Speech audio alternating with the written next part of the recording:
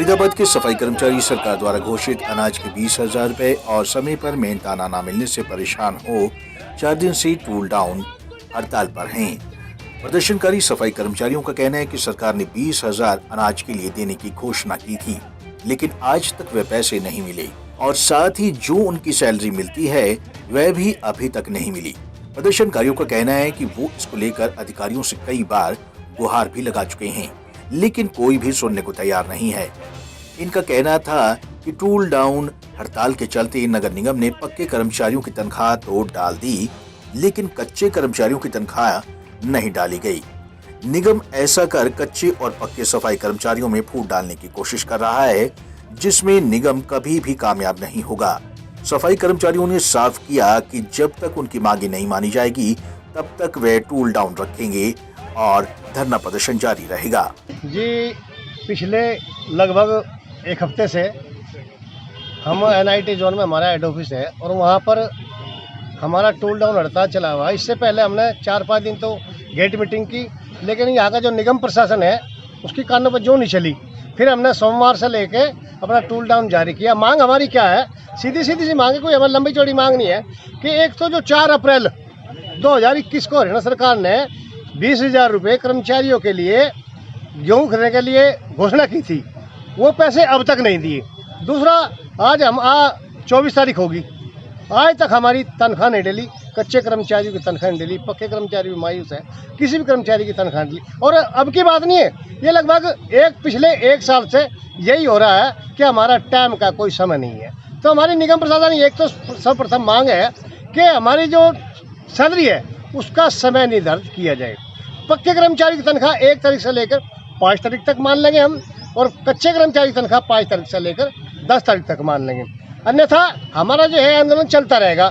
और एक प्रशासन ने जो हमारे फूट डालने का काम किया है, हमने कहा था कि हमारे कच्चे हो चाहे पक्के हो सारे कर्मचारियों को इकट्ठा वेतन जाना चाहिए, गेहूँ के पैसे साथ जाने चाहिए, लेकिन इसके बावजूद भी, हमारी बात होने के बावजूद ही प्रशासन ने कल पक्के कर्मचारी को तनख्वाह डाल दी, जिसने हमारे फूट डालने का काम किया है। लेकिन ये सफाई कर्मचारी वर्ग एक ऐसा वर्ग है कि प्रशासन की जो मंशा है उसको समझता है और इससे हमें फूट डालने वाली नहीं है।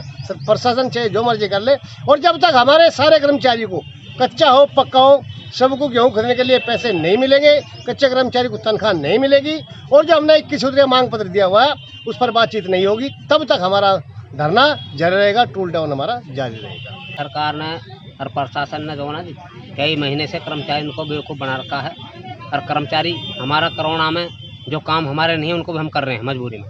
सैनिटाइजर का काम और साथ इनका हमारे साथ ही कर रहे हैं, दाह संस्कार का काम हमारा नहीं, उसको भी हम कर रहे हैं। कई जो काम है कोरोना के अंदर उन्हें हमारे कर्मचारी कर रहे हैं, जबकि सरकार ने कही थी 1 महीना की तनख्वाह हम फ्री देंगे कर्मचारी को, हरियाणा प्रदेश के इनको किसी भी बैंक में है, ठीक है जी। तनख्वाह 1 महीना की फ्री देने की वजह से जो हमारा कमाया हुआ जो वेतन है कर्मचारी को वो नहीं दिए। नाज का जो पैसा है जी हमारा, जो सरकार से चिट्ठी आई थी पिछले साल चिट्ठी नहीं आई तो हमने आंदोलन नहीं करा, अब चिट्ठी भी आ गई, पिछले महीना दे देना चाहिए था प्रशासन को, पैसा भुगतान कर देना चाहिए था। प्रशासन पैसे देने में कह रही है जी पैसा नहीं है नगर में, पैसा कहाँ गया? दुनिया भर का पैसा प्रशासन के पास, जो कमाई के जो साधन थे सारे साधन तो मंगा ली चंडीगढ़ में।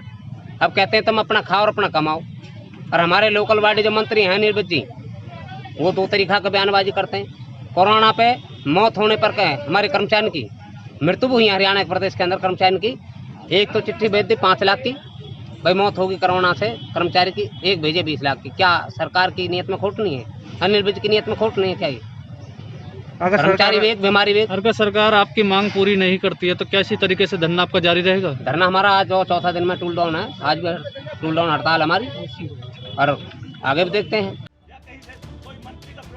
सफाई कर्मचारियों का साफ कहना है कि अगर उनकी मांगों को नहीं माना गया तो वे अपना प्रदर्शन और टूल डाउन हड़ताल लगातार जारी रखेंगे।